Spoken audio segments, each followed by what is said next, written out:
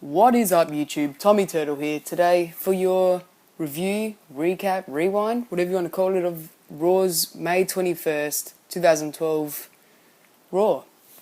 This video is for those of you who didn't watch Raw, or for those of you who want to hear my opinion or share your opinions. You can leave them in the comment section below. But Raw started off with a massive promo. It went for about 21 minutes of between John Cena,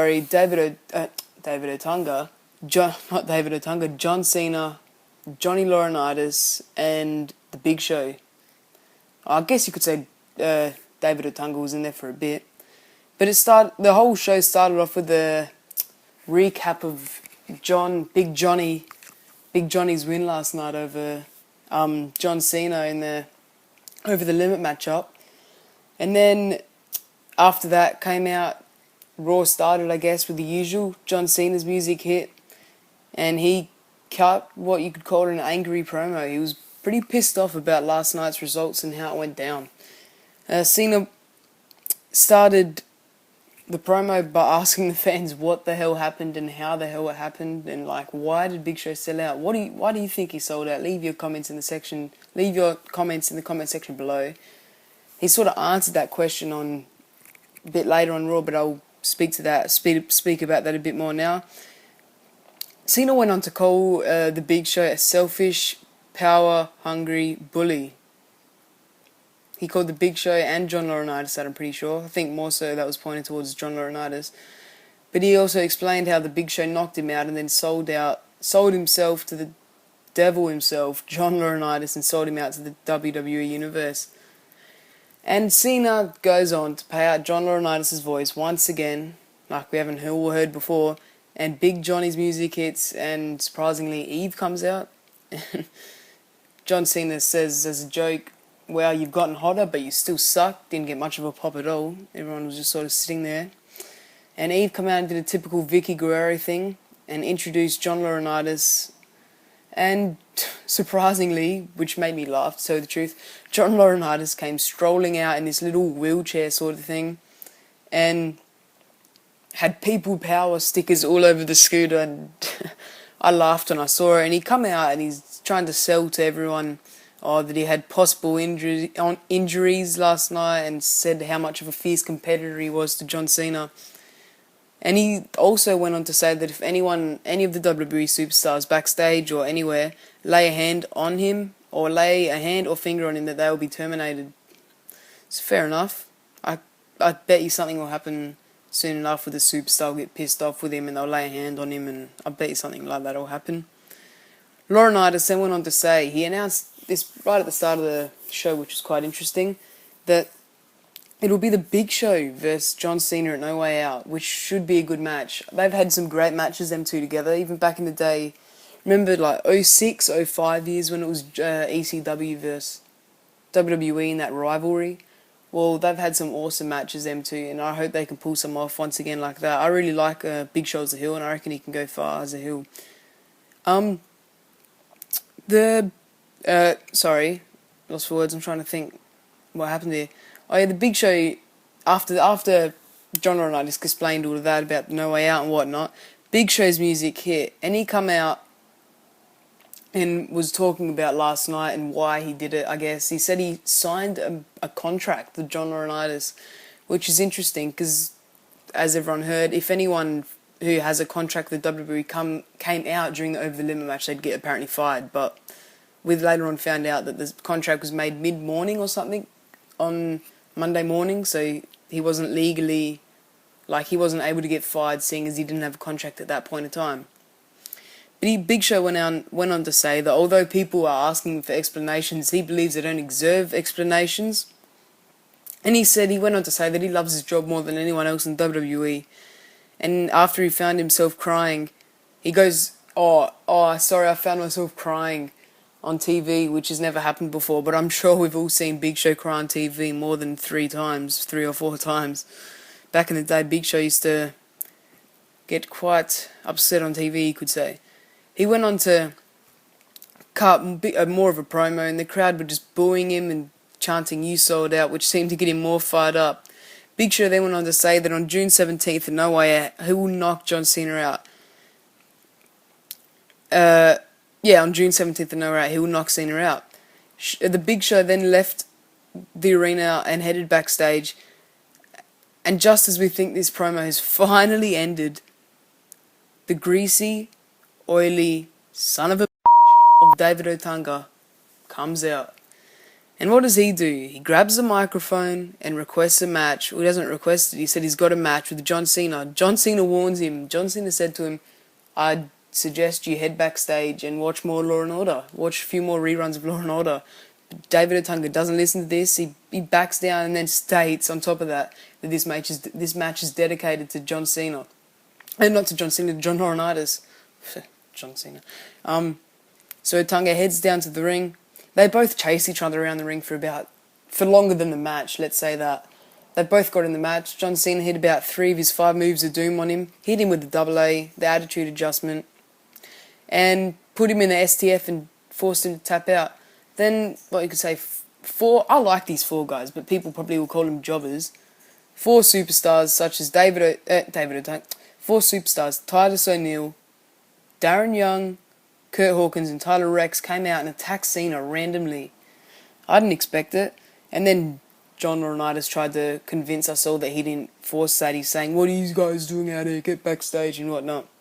But anyway, they keep on attack. Sheamus's music hit while they were attacking him, and Sheamus come out and cleared the ring with John Cena, and that's when John Laurinaitis said, what are you 4 boys doing out here, blah, blah, blah. And Laurinaitis then surprisingly booked a 2-on-3 handicap match, which featured Sheamus and John Cena versus 3 other superstars with lumberjacks around them who we didn't know who any of the lumberjacks would be or who the opponents were, and we'd find out later. We come back to Raw, and Ricardo Rodriguez is on the screen, so I'm like, oh yeah, probably, because they showed before it'll be Randy Orton versus Del Rio, so that happens, but Santino comes out. Santino has this weird thing with Ricardo. They're like arguing how to pronounce their R's or something, like they have to go or something like that, rolling the R. Went for about 5 minutes, hit him with the Cobra, and then Santino announced Alberto Del Rio as he came to the ring in a funny way. It was funny, but I didn't really get it. The match began. From the start of the match, Del Rio continued to work on the shoulder of Orton. He was dominant for about half of the match up until Orton ducks down and Del Rio went flying through the ropes. And then Orton starts to come back with a series of clotheslines, and just like typical Randy Orton, and just get my words a bit tangled up here. Just as he is about to hit the RKO on Del Rio, Chris Jericho comes running into the ring, hits him with the code breaker, and he grabs the mic and he's screaming, I am the best in the world at what I do. And he continues to say it again and again. Randy Orton gets up, hits him with another one. Just as Jericho's about to leave the ring, Orton gets up. No, Orton doesn't get up, sorry. Chris Jericho walks up to him, pulls him up, and hits him with another code breaker and leaves the ring. By the end of this, Jericho's just screaming, I am the best in the world, I'm the best in the world. And anyway, we go to a commercial break, and then the Yes Man, Daniel Bryan's music hits. He gets quite a good pop seeing as he's a heel, but he's very serious, Daniel Bryan, not one that we're used to, I guess. We've never seen him like this. Before Bryan starts talking, the crowd is already chanting yes. And Daniel Bryan requests to show the footage of last night when supposedly CM Punk tapped out before the 3 count, which he didn't because we already saw that. He cuts a promo on that for a while, and then CM Punk's music hit, and they have a little argument. Punk goes on to say how he had the best match last night that he's had in a while, one of his best matches, he goes on to say, and he says thank you to Daniel Bryan. He then says, I've got to show you some footage, and he shows the footage on last week's SmackDown. If you didn't watch that, there was a match between Kane and Daniel Bryan. No, Kane and CM Punk, sorry, and Daniel Bryan was on commentary. And Daniel Bryan got up, hit Kane with a chair, and run away, and then CM Punk was holding the chair, and Kane turned around and got pissed off at CM Punk because he thought he hit him with the chair. But that went on for a bit, and then it showed that, and then CM Punk went on to introduce D. Bryan's opponent for the match on Raw, and it happened to be Kane. Kane came out after this whole time. He thought the person who hit him with the chair was CM Punk, but after watching the video, he'd found out it was Daniel Bryan. So he was pretty pissed off with Daniel Bryan. Kane. The match started with Kane unloading on Daniel Bryan while CM Punk and Cole were just debating on last night's match, and the match happened to spill out the ring as both men, they both hit the floor because Daniel Bryan did a suicide dive on the CM Punk, and they were brawling on the ground for a bit. They were both laid out on the ground. CM Punk, funny CM Punk, got up, grabbed the chair, went to hit Kane, but Daniel Bryan took the chair off him. CM Punk walked back, Kane got up, saw Daniel Bryan with the chair and lost it at him. So Daniel Bryan won the match because Kane lost by DQ because he just kept on hitting the thing. Punk then said Kane throws Daniel Bryan into the ring, hits him with the two massive choke slams, and we hear Punk say over commentary that he's going to see if Daniel Bryan is okay, and Punk jumps in the ring and puts Bryan in an anaconda device and makes him tap. And after we come back from the commercial break, funnily enough, we see AJ running towards CM Punk backstage. She says to CM Punk that she loves what he did to Daniel Bryan, how he beat him up and whatnot. I took down a note on my iPhone. I'm just trying to remember what happened in this promo. AJ said that she enjoyed CM Punk beating up Daniel Bryan, and CM Punk went on to say that maybe she isn't crazy, maybe she's just sadistic. And AJ started to get really mad about this, and Punk says that before she starts losing it at him and scratches his eyes out, he asks her if she knows that she is the one that has been acting like a fool this whole time. This causes AJ to start crying. So AJ starts crying. CM Punk's trying to comfort her without having to touch her, but he ends up she sort of falls into his arms and hugs her, and he's CM Punk's going, "Oh, it's okay, everything will be okay, blah, blah, blah." And he goes, "Stop crying." AJ all of a sudden stopped crying and just looked at CM Punk, and he's like, "You know what, I kind of dig crazy girls." And he walked off, and she was smiling, and then all of a sudden she was just she started crying again. So I was like, I don't get what happened, why she started crying again, but whatever. And then the returning Christian come out with the Intercontinental Championship around his waist for a match against Jinder Mahal. I didn't even know he was still with the WWE.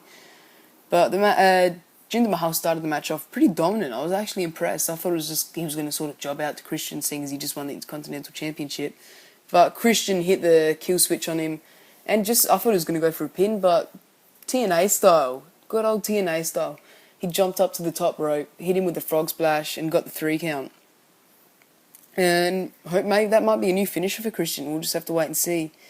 And Divas match time. Kelly's music hit. She come out looking awesome in this Captain America, Captain Woman or whatever. What could you call her? Some American sort of attire.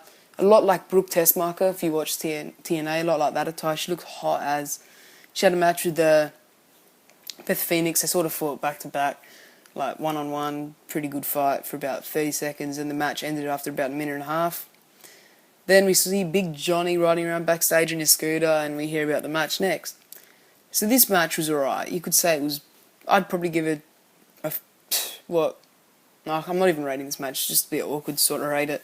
It was dominant, by the. Oh, sorry, the 3 that were on the other team, which we'd only just found out as the match started with Tenzai, seeing as I don't call him Lord Tenzai anymore. Yeah, Tenzai, Dolph Ziggler, and Jack Swagger versus Sheamus and Cena. So the Tenzai, Swagger, and Dolph Ziggler were really dominant throughout the whole match. Sheamus was in for most of the match, and so was Tenzai. But the match changed hands halfway. Cena made his comeback, and halfway through his comeback sequence, Sheamus got attacked backstage, and Cena jumped out to help him, and all the lumberjacks came in. The match got thrown out, and after we see all the lumberjacks fighting, so and then the face lumberjacks come out because they're all heel lumberjacks outside. So the face lumberjacks came out, and Cena ran backstage, went looking for Big Show, found John Laurinaitis, asked where he was. Laurinaitis said he didn't know. Turned around and got a massive punch in the face by Big Show, and that's how it ended. So if you like this review, sorry I had to rush at the end bit, but please leave a like if you enjoyed, and subscribe for more wrestling, and leave your thoughts on this week's Raw in the comment section below. Thanks and take care. See you next time.